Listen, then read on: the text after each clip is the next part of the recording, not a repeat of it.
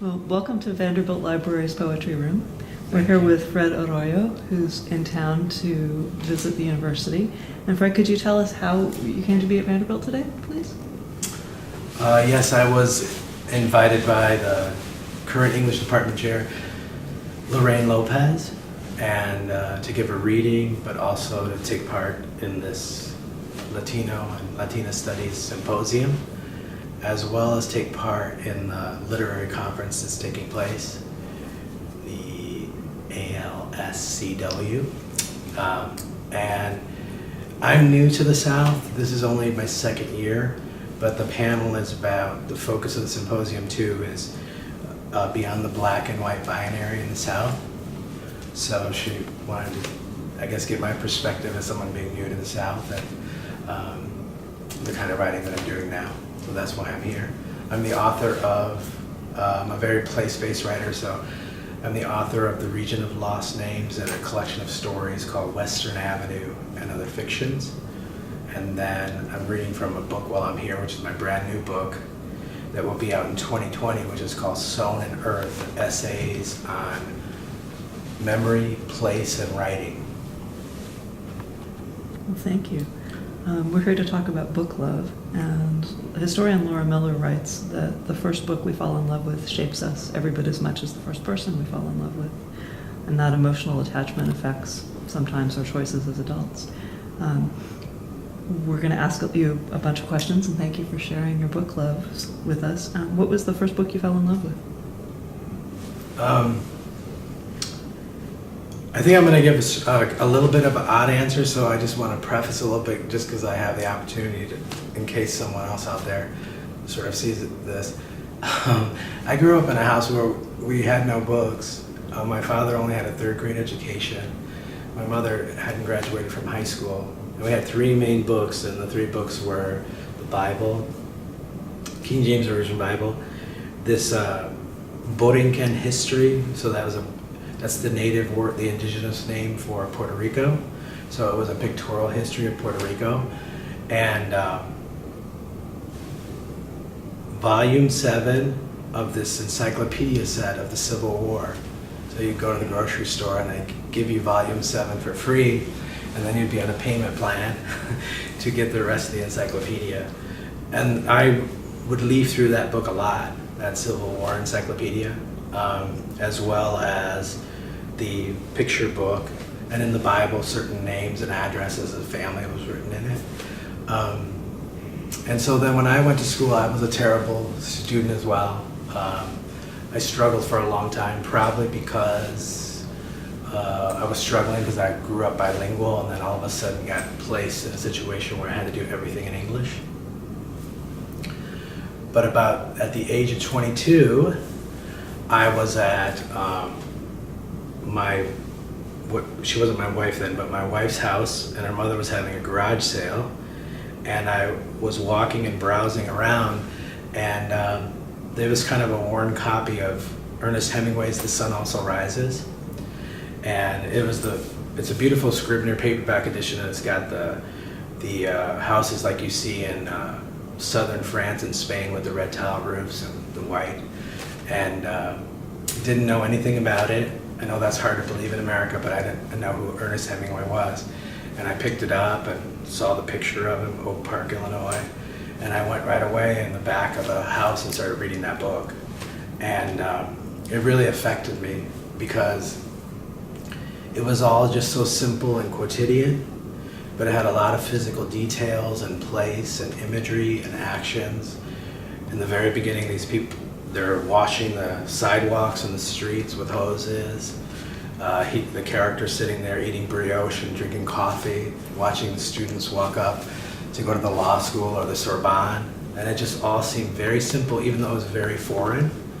And it just started to speak to me a lot about, it was foreign because my life was so poor and working class, like I could never imagine being in France or Spain, going to bullfights and doing all those things. But in reading it, I was seeing what he was doing with the language and his experience in the place, and that just spoke to me.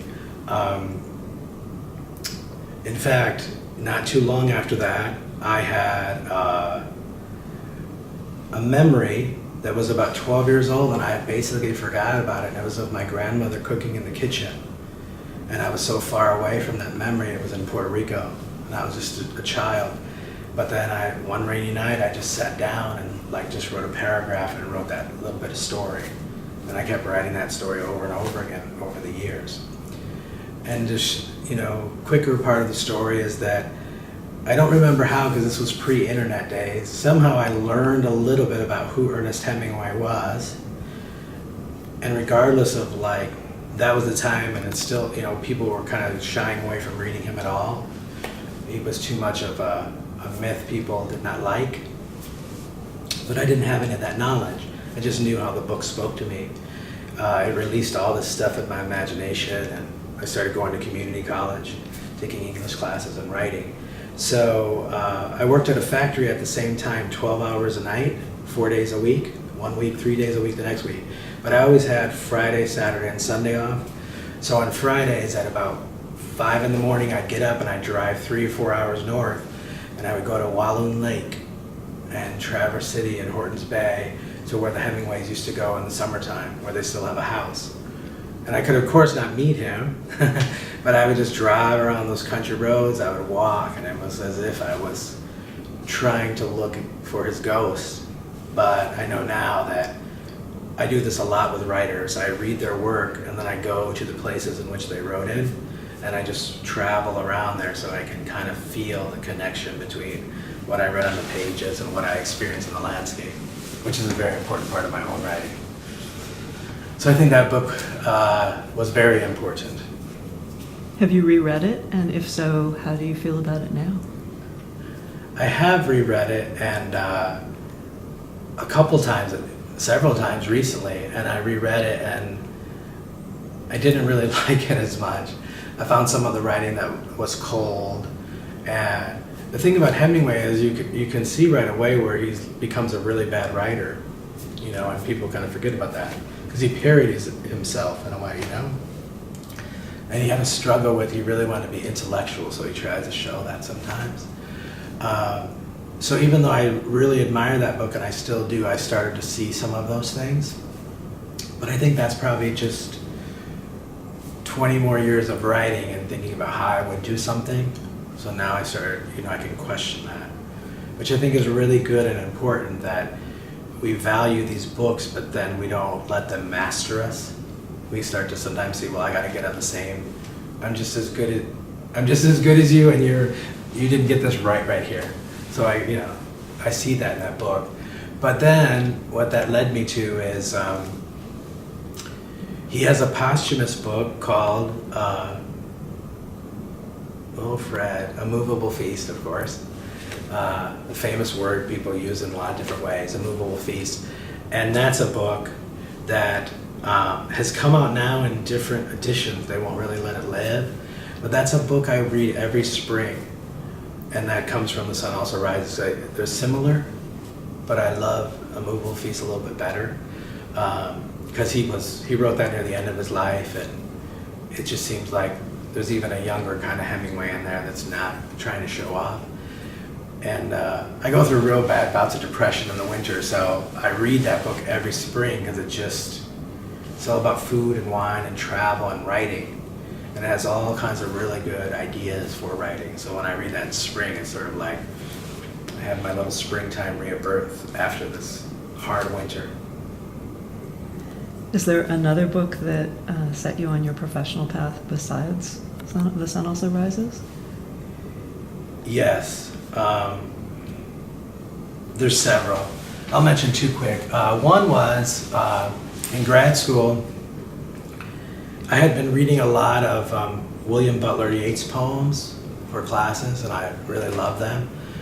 For some reason, I identify a lot with Irish literature, and I think it's probably something to do with it being an island nation, just like Puerto Rico. And I read this book. I didn't have to do it for a class, but I just read it because I picked it up at a sale. It was by the great Irish scholar and biographer Richard Ellman. He wrote Joyce's biography, but before he wrote Joyce's biography, he wrote this little book called Yeats, The Man and the Masks. And he talks about all of this process that Yeats went through to become a self-taught writer, self-taught poet, and how as he went further and further through his life, he kept inventing a mask for who he was. So he dabbled in, Irish fairy tales and mythology, had a period like that. He was, engaged with the Abbey Theater and writing plays a lot. He was, a young lyric poet. And then he became like kind of a quasi-politician, right? Political statesman. And then at the end, he becomes, the old wise poet. So he's always making these masks and discarding them. And that just became a really important metaphor for me, that and there's another metaphor in there, that your words create a garden for you. Like Epicurus, you have to have this garden that welcomes any stranger. And that's what I think books are. So it really struck me that you create all these masks, but you're just trying to use your words to end up in this lovely, beautiful garden that's your own, and you no longer have to wear any mask, because you've come to some kind of point of stillness and happiness with who you are, and that you can just give your words freely without putting that mask. So that was a really important book for me, to think about the mask I put on and when I can maybe take off that mask, whether I write something as fiction or nonfiction. Then there's another Michigan writer who became really important to me, and he recently passed away. His name is Jim Harrison. Born and raised in Michigan, but like Hemingway, he was a person who traveled a lot. He traveled a lot to the Southwest and to Mexico and wrote about those locations. And I had no background of knowing myself as either a Hispanic or a Latino, really. We didn't like to use that word in our house, Hispanic. Being Puerto Rican, that was as the only one in the town I grew up in. There was a couple of us, but it was very, something you wanted to hide. But that writer, Jim Harrison, really, he gave me back words and foods and landscapes that were in my mind, and in Spanish and in English. And he wrote a book called Farmer. That's a little brief lyric novel, which is one of my professional kind of expertises. I teach classes on the short novels that are under 60,000 words, that are usually lyrical and poetic, relying more on a kind of poetry to write them. And Farmer is just a book, again, like every winter I find myself that I have to read that book again, because it brings me back to the earth, to use one of his metaphors. It returns me to earth, to use one of his metaphors, and I feel kind of stable again. And just like with Hemingway, before he died, he was a writer that I read so much of his work that I thought that if I went to this small town in the Upper Peninsula on a certain day in the evening, I'd find him in a bar. And I did not find him in a bar. He wasn't there. But long story short, I was able to give the bartender everything I had written up to that point in my life. It was in a big manila envelope. And I said, could you give this to Jim? And he gave it, yes. And he gave it to Jim. And about 3 or 4 weeks later, I got a letter from Jim with all my stuff back. And he basically, it was kind of a letter where he was saying, like, I'm not an editor, I'm not a teacher of writing, I don't believe creative writing can be taught, I can't really help you, but I read through these things. And he said, what I like best is the story where your grandmother is cooking in her kitchen. And he says, your writing surely shows promise, but what you do with it is totally up to you. So that was just this weird moment for me, because it showed me the power of writing or books, that somehow through all that writing, a lot of it was no good, he found the first thing I ever wrote and kind of noticed some kind of truth in that. Yeah. So that's another important book to me, Farmer. All of Harrison's work is about Farmer. Is there another book in your work now that influences you? It's probably a big mesh of books, but I have to say first that part of what I'm thinking about for today, this week, is just Ernest J. Gaines's work in particular, his various novels, and he has this great book called Lead Belly and Mozart, He's trying to show how classical music and the blues, in his African American experience, needs to be combined. He can take control. He can find value in both. So he's going against the grain of what someone would think. I love him as a writer, and in that book, Leadbelly and Mozart, I came across this probably 12 years ago. He has this moment where he talks about how I had to see that these African American men I write about are not worthless or shiftless, are immoral, and I had to make them come alive on the page. And when I read that, because I read a lot about this generation of Puerto Rican men before me who came to Michigan, a dozen of them, to work at this mushroom cannery, and how they gave their bodies and their sweat and their lives to this place, their soul, and people kind of forgot their names. They wouldn't recognize them, their Spanish names, who they were, just sort of kind of disappeared in the landscape. And that I grew up around a lot of men who were always running away, seemingly. I grew up around a lot of Puerto Rican women who did not have, their children didn't have fathers at home. And I didn't know why that was. I thought it had something to do with being a man. I thought it had something to do with work. I thought it had something to do with migration. But Ernest J. Gaines, writing about black men in Louisiana, made me see that the experiences in Louisiana, because of slavery, because that history, were very similar to the ones in Puerto Rico. And that there was this relationship between race and class and history, language, and that's what I wanted to do. I had to see that those characters were not shiftless or immoral. I needed to make them into their own heroes, you know. So he's a writer that's important to me. And then the larger message is that I feel like I can't claim English as my language because I grew up bilingual, then lost Spanish, and then was a terrible, terrible writer and student in English. When I started in college, I had to start, as a remedial student, failed it, but, kept working. So what I've learned is that there's a real rich world of bilingual and translingual writers who, when they write, they get power in their language through 2 or 3 languages that are shaping their imagination and memory. So I like to read writers who I think of as trilingual or bilingual writers.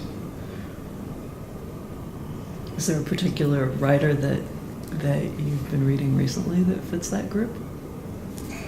Well, Edgewood Danticat is one, just thinking about Creole, Haitian, English, French, in that sort of way. I always go back to Jimmy Santiago Baca. He's a poet, because he wrote this really foundational essay for me called Coming into Language, from a book called Working in the Dark, and how he was so oppressed in New Mexico for speaking Spanish while he was in school that he quit, and then he just became, delinquent, got in trouble for different things, ended up in reform school. Then as an adult, he ended up in prison for something he says he did not do. And he was in prison for a while and was illiterate. But one day he tells a story of how the prison guy came by and he had his textbook from college, and it was an anthology of poetry, and he shot his arms through the bar and stole the textbook. And later that night in the dark, he opened it up and just started looking, and one of the poems that he came across was by a poet, and he tried to enunciate the poet's name, and the poet was words, words, words, word. So once he got into the English language and started trying to write poetry, something about writing in English brought back to him all these bilingual words and phrases from his childhood in New Mexico.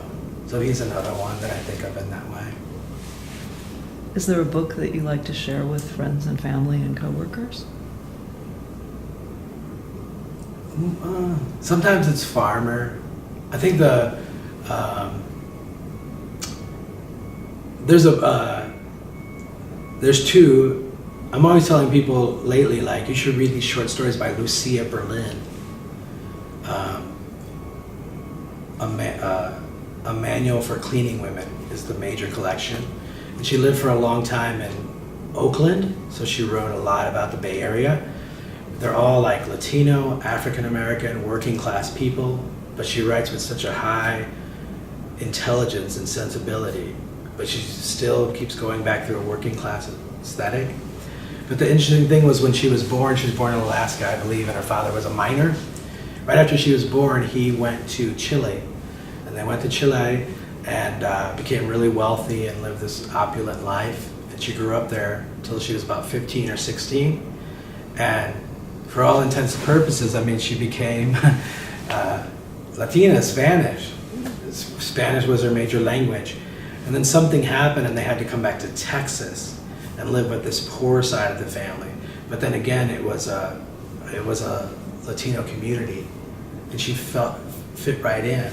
And I read her work and I just think of it like she's not, Latina, but the way that she focuses on that community in America and class and shows the relationships between them. That's just a book I think everyone should read. Really great book. Then the other book is Alistair Mcleod's No Great Mischief. That's a book where I've given it to people. It's a novel. Alistair Mcleod is from Cape Breton, Nova Scotia. And in his lifetime, he only wrote 15 stories. But every one of those 15 stories are collected in a book called Island, is a masterpiece. He's like contemporary Chekhov, he's just so good. And what he did was in his life was he would go teach at this University of Windsor. So he'd drive from Cape Breton all the way over there, teach all year, and then in the summer, didn't write anything during the school year. Then in the summer, he would take the family back to Cape Breton and sit in this shack on the ocean and write a story.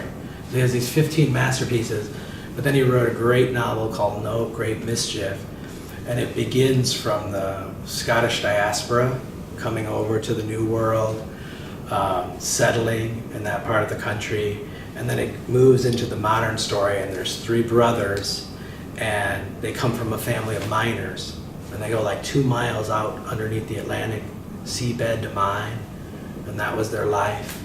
But it's kind of dying out. All the sheep herding's dying out, the farming's dying out, the fishing isn't the great. So these brothers have to disperse across Canada and find some way of making a living while they're still always being pulled to return back to the homeland, Cape Breton. And one of them becomes an alcoholic living in Toronto. This other brother has to keep coming from the west to try to take care of him. So it's a book about generations and the continuity and change between generations. So it's a really powerful book because he's such a great storyteller. That Scottish-Irish oral storytelling that's in the writing. And so 2 summers ago, I went and drove the whole Gaspé Peninsula and went up to Cape Breton. And I took my son and we camped on the ocean, this campground, and it was called Mcleod's. And I was in the laundry room one day, and the guy who was there, who was working, I said, "Excuse me, I know you get this question all the time, so it's a stupid question, but I'm going to ask anyways." And he's like, "Yes." And I said, "You wouldn't happen to be related to Alistair Mcleod, would you?" And he said, "Well, yes, Alistair's my cousin." And he said, "And if you remember, he died today. This is his anniversary. I'm not feeling that good when I think about it." And I was like, "Oh, wow." And so he learned that I teach Alistair's work, and that I'm a writer. And he had this strange moment when I told him my name, Arroyo, but I just pronounced it Arroyo. He said, "Oh, are you from those Irish?" I said, "No, it's with an A." I said, "Oh, okay." And then he said, "You see that house up there on the hill?"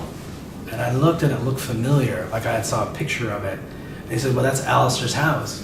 And he said, "You should go up and see his wife and just tell her who you are and say hello." And I never did because I kind of felt funny doing that. But then he said also, go down this dirt road and there's going to be an old decrepit wharf. And he goes, just park there and then start walking the trail and then you can go see the writing shack because I had asked about it. So my son and I parked and we walked on a moor on the ocean all around, and then we got to the writing shack and I sat down and wrote a little bit.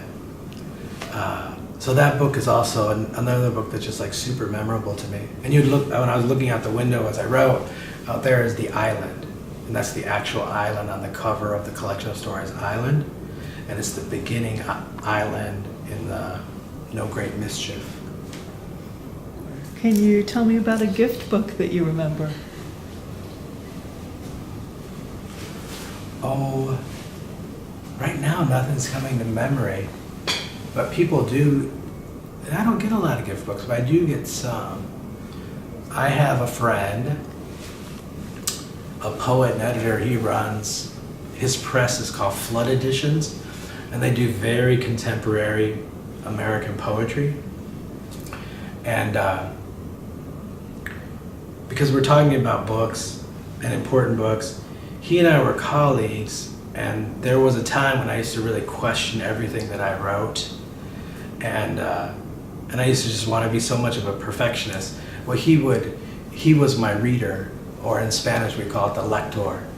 He read my first 2 books and copy edited them I didn't even ask him to do that. One of the books I didn't even ask him, he just wanted to read it. And he would read them and he would finish and he would talk to me and say like, what you're doing is perfect. You don't need any help from anyone. Just keep doing what you're doing. So when I wrote my new book, Sown in Earth, it was a real difficult book to write, and I was having moments where I just wanted to quit. And I thought, oh, I'll just send it to my friend. If I send it to my friend, he'll read it and tell me. He read a couple of the pieces, and I stopped myself and said, nope, just keep working through it, but imagine he's going to read it. And that helped me to get through the writing of the book. So this friend, the poet Devin Johnston, he always sends me free Flood editions, and they just do. So I was reading a great book by Ruby. It's an Australian Indigenous writer that they publish. That's great. And then I came upon this poet that they published called Merrill Gillifin, and he's a great bird watcher, and he writes these essays which he calls Alfresco Essays. And I was like, oh, that's what I always do, but I didn't know there was a word for it. Just sitting outside and writing it al fresco, in the moment. And they're so good. So I just got a note from Devin recently that right now I'm editing a collection of stories that Merrill wrote. He's a fantastic poet, but he just wrote this book of stories and I'm editing it. And as soon as it's done, I can't wait to send you a copy because you're gonna like the landscape and it's kind of Western. And I travel a lot in the West of America. So I get a lot of gift books from him. But what I'm saying is they're gift books that, they're not just the physical books he gifted me, he's even gifted my own books. Well, thank you so much for sharing your book loves with us. Thank you for having me, I appreciate it.